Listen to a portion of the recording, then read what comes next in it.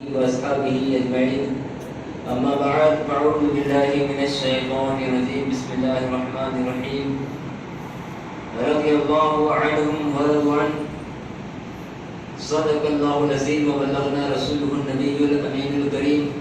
ونحن على ذلك لمن الشاهدين والشاكرين والذاكرين والحامدين والحمد لله رب العالمين. میرے آقا کے دیواروں، شمع رسالت کے پروانوں، اولیاء اور امت کے جانثاروں، آئیے ہم اور آپ مل کر اس آقا انعامدار، مکہ مدینے کے تاجدار، دونوں عالم کے غمگسار، سید ابرار و اخیار، نائب پروردگار، نور کی آنکھوں کے تارے، کشتی ملت خیمر ہارے، کونین میں سب سے انوکھے اور سب سے نرالے، وہ آقا کے جن کی بارگاہ میں صدیق اکبر آئے اور صداقت کے تاجدار بن گئے، واقعہ کی جن کی بارگاہ میں عمر فاروق آئے تو عدالت کے تاجدار بن گئے، واقعہ کی جن کی بارگاہ میں عثمان غنی آئے تو سخاوت کے تاجدار بن گئے، واقعہ کی جن کی بارگاہ میں علی مرتضیٰ آئے تو شجاعت کے تاجدار بن گئے، واقعہ کی جن کی بارگاہ میں عرابی آیا تو صحابی بن گیا، واقعہ کی جن کی بارگاہ میں ذرہ آیا تو زر بن گیا، اور بلال حبشی آئے تو رشک قبر بن گئے، واقعہ کی جن کی بارگاہ میں امام حسن آئے تو ولایت کے تاجدار بن گئے، واقعہ کی جن کی بارگاہ میں امام حسین آئے تو شہادت کے تاجدار بن گئے، اسی علی مرتبہ کی بارگاہ بکس نام میں عقیدت اور محبت کا ثبوت دیتے ہوئے بارگاہ رسالت میں درود پاک پڑھے. اللہم صلی علی سیدنا مولانا محمد وعلی آل محمد کما تحب وترضى. یا تصلوا علیہ الصلوۃ والسلام علیک یا رسول اللہ صلی اللہ تعالی علیہ وسلم. زمین کے فلک پہ ستاروں میں دیکھو، زمین میں فلک پر ستاروں میں دیکھو، محمد کو قرآن کے پاروں میں دیکھو، محمد کو قرآن کے پاروں میں دیکھو. اگر شان محبوب تم کو دیکھنا ہو، اگر شان محبوب تم کو دیکھنا ہو تو قرآن کے 30 پاروں میں دیکھو، تو قرآن کے 30 پاروں میں دیکھو. اور کمر کے ہو ٹکڑے پلٹ آئے سورج، کمر کے ہو ٹکڑے پلٹ آئے سورج، یہ قدرت نبی کے اشاروں میں دیکھو، یہ قدرت نبی کے اشاروں میں دیکھو. حضرات محترم، جس آیت کریمہ کی تلاوت کرنے کا میں نے شرف حاصل کیا ہے، اللہ رب العزت کلام مجید میں ارشاد فرماتا ہے رضی اللہ عنہم ورضوا عنہ، یعنی اللہ ان سے راضی ہو گیا اور وہ اللہ سے راضی ہو گئے. حضرات محترم، انسان اللہ تبارک و تعالیٰ کی بندگی کرتا ہے تاکہ خدا راضی ہو جائے، نمازی نماز اس لیے پڑھتا ہے تاکہ خدا راضی ہو جائے، روزے دار روزہ اس لیے رکھتا ہے تاکہ خدا راضی ہو جائے، حج کرنے والا حج اس لیے کرتا ہے تاکہ خدا راضی ہو جائے، نیک عمل اس لیے کیے جاتے ہیں تاکہ خدا راضی ہو جائے، حسن سلوک اور لوگوں کے ساتھ بھلائی اس لیے کی جاتی ہے تاکہ خدا ہم سے راضی ہو جائے. لیکن اس زمین کے اوپر ایک ایسی جماعت قائم، ایسی جماعت ہے کہ جن کے بارے میں اللہ تبارک و تعالیٰ کلام مجید میں ارشاد فرماتا ہے رضی اللہ عنہم ورضوا عنہ، یعنی اللہ ان سے راضی ہو گیا اور وہ اللہ سے راضی ہو گئے. حضرات محترم، وہ جماعت کی کون سی جماعت ہے؟ وہ صحابہ کرام کی جماعت ہے. حضرات محترم، صحابہ کی جماعت وہ جماعت ہے کہ اللہ تبارک و تعالیٰ کلام مجید کے اندر ارشاد فرماتا ہے اور قسم کھاتا ہے والعادیات ضبحا، یعنی قسم ہے مجھے ان کے گھوڑوں کی، یعنی گھوڑوں کی جو ٹانپ ہے ان سے جو دھول نکلتی ہے ان کی قسم کھاتا ہے. جب اللہ تبارک و تعالیٰ صحابہ کرام کے گھوڑوں سے اڑنے والے ٹانپ کے اندر جو دھول نکلتی ہے اللہ اس کی قسم کھاتا ہے، تو دھول کی کیا شان ہوگی، اور جس گھوڑے پر صحابہ کرام چلتے ہوں گے اس گھوڑے کی کیا شان ہوگی، اور جس گھوڑے کے اوپر صحابہ کرام سواری کرتے ہوں گے اس صحابہ کرام کی شان کیا ہوگی کہ اللہ رب العزت جن کے گھوڑوں سے نکلنے والی دھول کی قسم کھا رہا ہے. حضرات محترم، صحابہ وہ صحابہ ہے کہ جب نمازیں پڑھی کوئی انسان اولیاء کرام کے پیچھے نماز ادا کرتا ہے، کوئی غوث اعظم کے پیچھے کسی نے نماز ادا کری، کسی نے غریب نواز کے پیچھے نماز ادا کری، کوئی مخدوم سنانی کے پیچھے نماز ادا کرتا ہے، کوئی ابو بکر صدیق عمر فاروق کے پیچھے نماز ادا کرتا ہے. لیکن صحابہ کرام کی جماعت وہ جماعت ہے کہ جنہوں نے رسول پاک صلی اللہ تعالی علیہ وسلم کے پیچھے نمازیں ادا کی ہے. صحابہ کرام کی وہ جماعت ہے جنہوں نے قرآن پڑھا تو قرآن والے کو دیکھا، جنہوں نے قرآن پڑھا انہوں نے وہ دیکھا کہ قرآن نازل کیسے ہوا، صحابہ کرام کی جماعت کے سامنے کلام ربانی نازل ہوا ہے۔ حضرات محترم، صحابہ کرام وہ صحابی ہے، وہ صحابہ کرام ہے جن کی عظمت یہ ہے کہ جنہوں نے جنہوں نے رسول پاک صلی اللہ تعالی علیہ وسلم کے نورانی چہرے کو دیکھا اور ایمان سے شرفیاب ہوئے ہیں۔ حضرات محترم، اور صحابہ کرام کے مرتبے بہت سارے مرتبے ہیں، اور ان میں سے سب سے زیادہ مرتبہ رکھنے والے وہ لوگ ہیں جنہوں نے ہجرت سے پہلے دائرہ اسلام میں داخل ہوئے، ان کے اندر بھی سب سے زیادہ مرتبے والے وہ ہیں جو سابق الاولین ہیں، یعنی پہلے ایمان لائے، اور ان کے اندر بھی سب سے زیادہ مرتبے والے وہ ہیں جو عشرہ مبشرہ میں ہیں، اور ان کے اندر سب سے زیادہ مرتبے والے وہ ہیں جو صحابہ خلفائے راشدین یعنی 4 یار ہیں، حضرت ابوبکر صدیق، عمر فاروق، عثمان غنی اور حضرت مولا علی کرم اللہ وجہ الکریم ہے۔ نبی صلی اللہ تعالی علیہ وسلم کے بعد میں اگر کسی کا مرتبہ ہے تو صدیق اکبر کا مرتبہ ہے، صدیق اکبر کے بعد میں اگر کسی کا مرتبہ ہے تو وہ حضرت عمر فاروق کا مرتبہ ہے۔ حضرات محترم، 26 ذی الحجہ کو حضرت سیدنا فاروق اعظم رضی اللہ تعالی عنہ کو شہید کرنے کے ارادے سے آپ پر حملہ کیا گیا، اور یکم محرم کو یعنی پہلے محرم کو آپ کی شہادت واقع ہوئی تھی۔ حضرات محترم، حضرت عمر فاروق رضی اللہ تعالی عنہ وہ عمر فاروق ہے کہ جو مطلوب مصطفیٰ ہے، یعنی اللہ کے رسول صلی اللہ تعالی علیہ وسلم نے جن کو اللہ کی بارگاہ میں دعا کر کر مانگا تھا۔ حضرت عمر فاروق رضی اللہ تعالی عنہ بہت زیادہ غصے والے تھے اور بہت زیادہ جلال والے تھے۔ آپ کے بارے میں بتایا جاتا ہے کہ جب بھی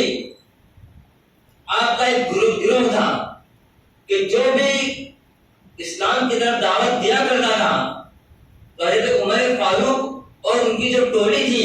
وہ مسلمانوں کو مارا کرتے تھے اور بہت زیادہ ستایا کرتے تھے۔ آپ کا اسلام میں اس طریقے سے داخل ہوئے کہ جب مسلمانوں کو آپ مارا کرتے تھے اور مارتے مارتے جب انہوں نے دیکھا کہ غریب لوگ مسلمان ہو رہے ہیں، ان کو کیا مارنا ہے، آخرکار انہوں نے یہ ارادہ کر لیا کہ ہم اسی کو قتل کر دیں جہاں سے اسلام جاری اور ساری ہے، جہاں سے اسلام نکلا ہے، محمد عربی کو شہید قتل کر دیا جائے تو یہ سارا جھنجٹ ہی مٹ جائے گا۔ حضرت سیدنا عمر فاروق رضی اللہ تعالیٰ عنہ جلال کے اندر غصے میں آ کر تلوار لے کر نکل جاتے ہیں اور رسول پاک صلی اللہ تعالیٰ علیہ وسلم کے قتل کے ارادے سے جانے لگتے ہیں کہ آج میں رسول پاک صلی اللہ تعالیٰ علیہ وسلم کو قتل کر دوں گا۔ آپ جانے لگتے ہیں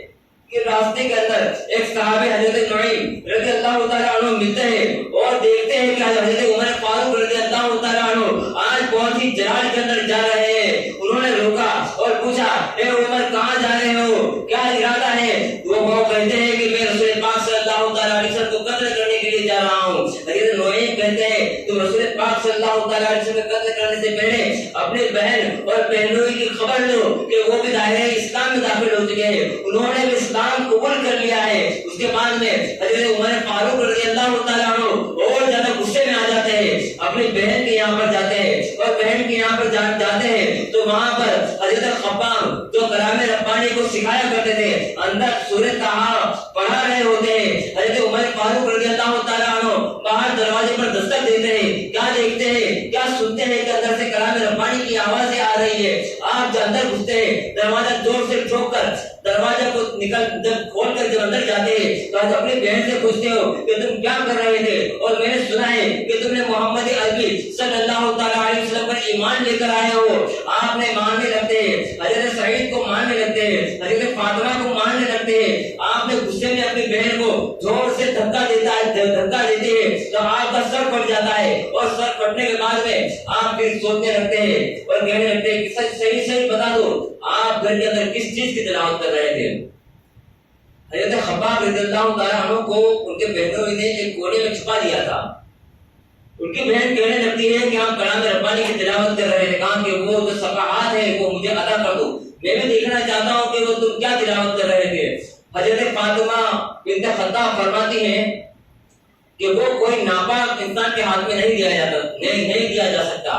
آپ کو اگر پڑھنا ہوگا تو پہلے غسل کرنا ہوگا، اور غسل کرنے کے بعد میں آپ جب پاک ہو جائیں گے اس کے بعد میں تمہیں وہ کاغذ کے وہ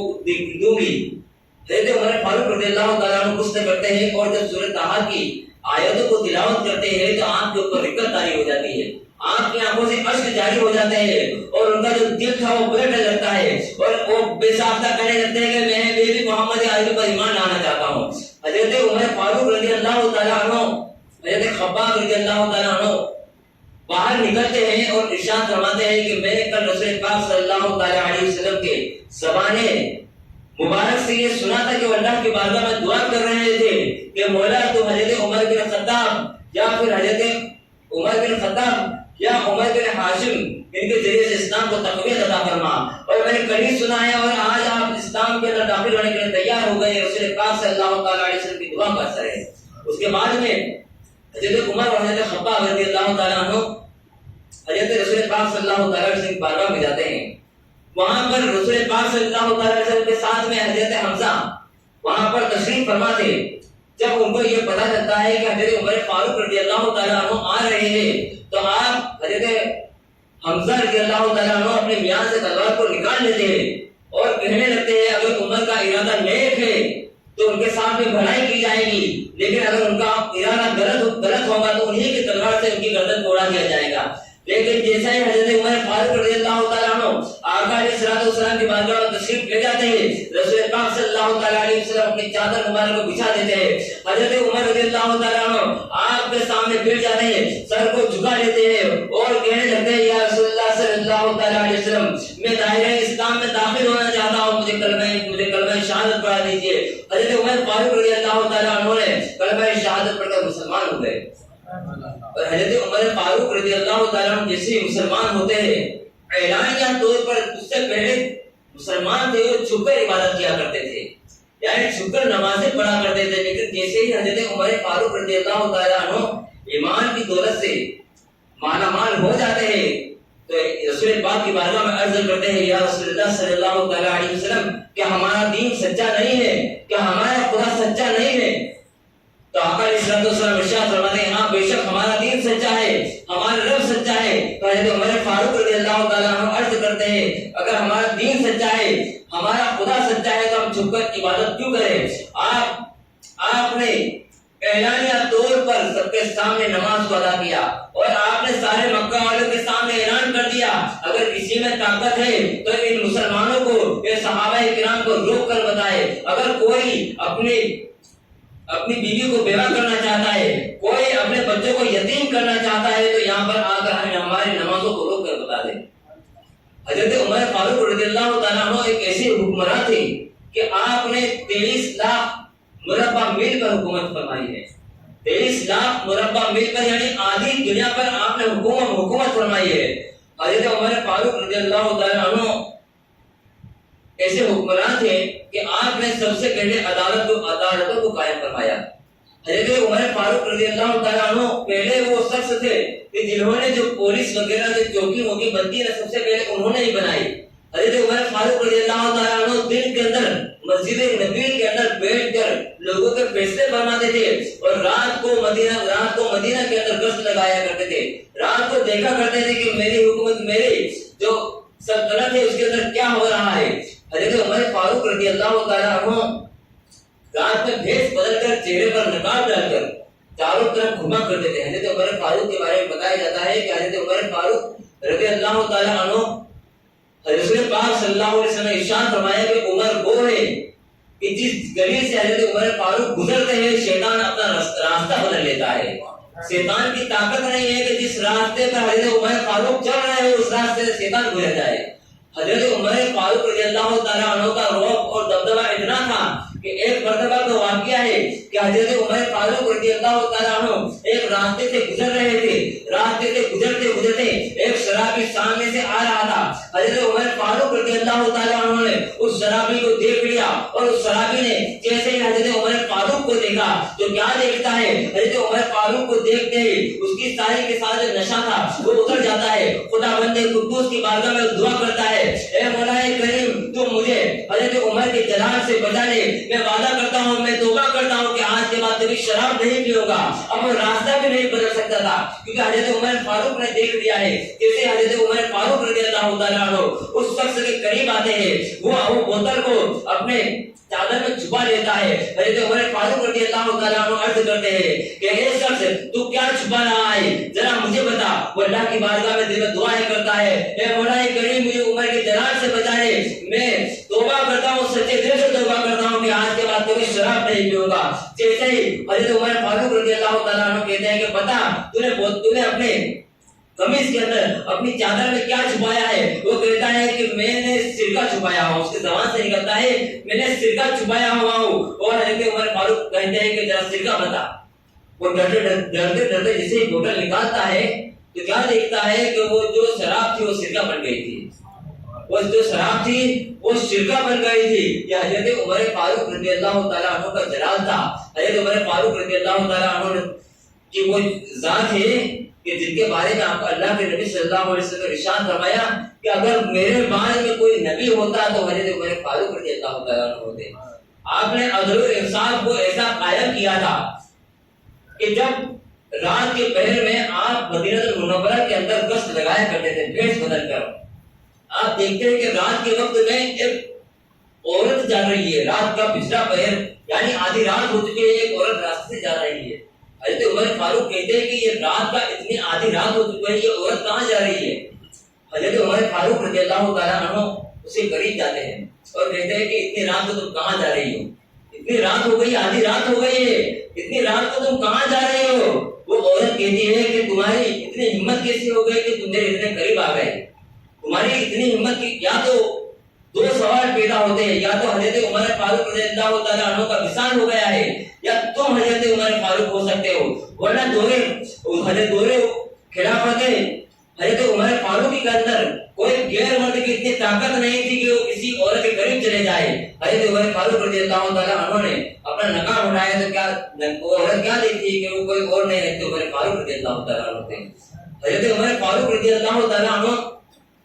فرماتے ہیں کہ اگر میری سلطنت میں اگر کوئی بکری کا بچہ بھی پیاسا رہ جائے تو میں اس بات سے ڈرتا ہوں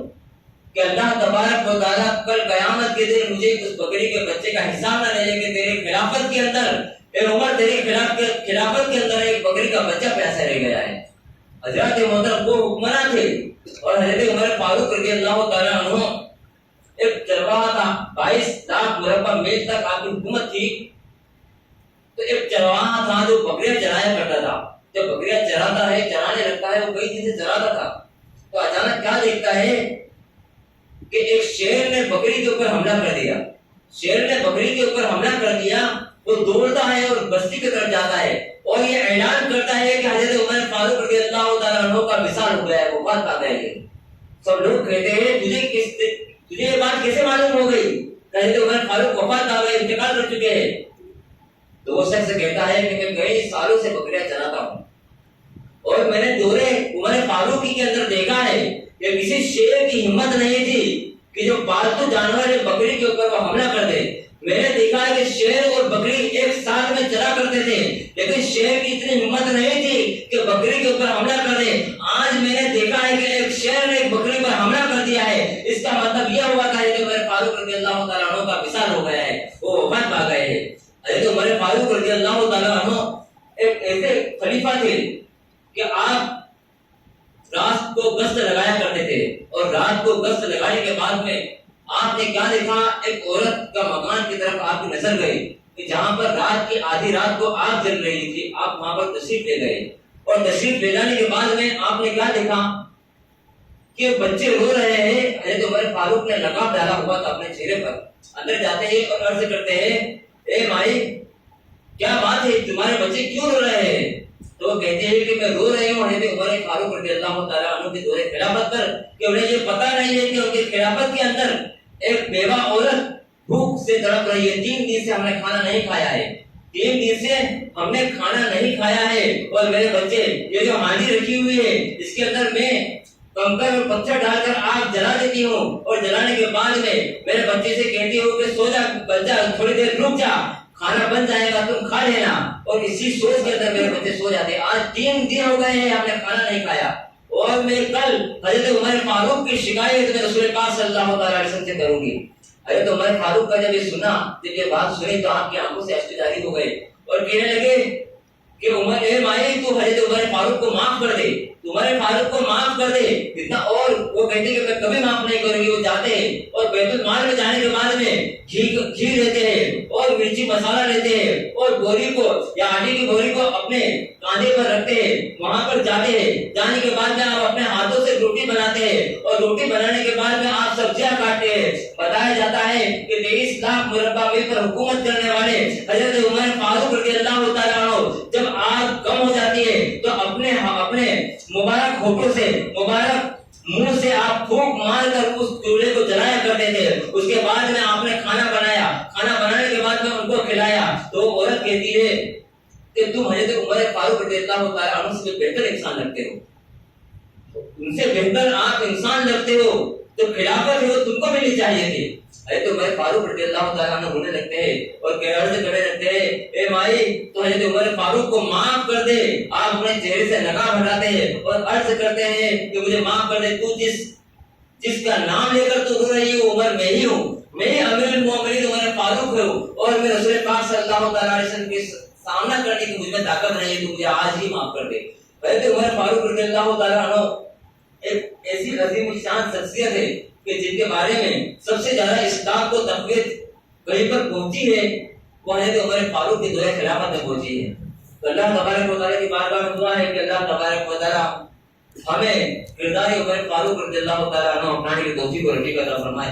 اللہ کی بارگاہ میں دعا ہے کہ اللہ تبارک و تعالیٰ ہم سب کو ہمارے دلوں کے اندر ایمانی جذبہ پیدا فرمائے. اللہ کی بارگاہ میں دعا ہے کہ اللہ تعالیٰ میرے کہنے میں اور آپ کو سننے میں اگر کسی قسم کی لفظ اور خطا ہوئی ہو تو اللہ تو اپنے فضل و کرم سے معاف عطا فرما، اور مولا کائنات بیماری ہم کو شفا عطا فرما دے. ہمارے السلام علیکم.